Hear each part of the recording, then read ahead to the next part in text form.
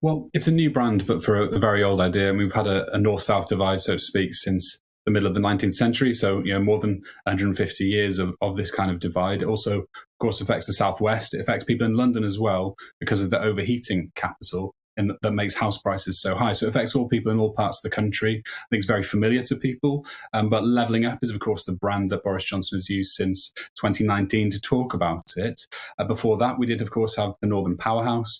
And since 2010, unfortunately, however, for the last 12 years, we've had a government that's kind of levelled down, if you will. They've cut a lot of council budgets. They've cut the funding that was exactly supposed to level up all of this time. So it's welcome that they're now looking at it. But it feels like after 12 years, it's a little bit late, to be honest, but it's good that they're starting, shall we say.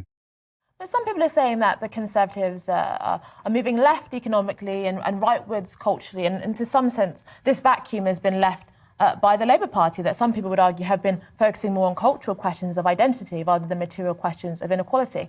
What do you think of that analysis?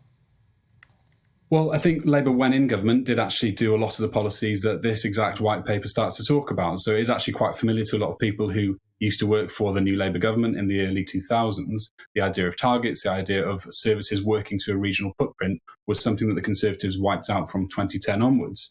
Let's not forget, of course, Labour is in power at the moment in councils, in mayoralties and in Wales, and they do deliver a lot of regional policy, but they do so often against the headwind of a Conservative government that cuts their budgets away. So it's nice to see some of this starting to be reversed, but we can't get away from the fact that we've had 12 years of Conservative-led governments taking the very money away that they're now proposing to start doing a little bit about. But as you say, they're not really going to put more money into it. They're just going to start to direct the money they currently spend in a more regional way.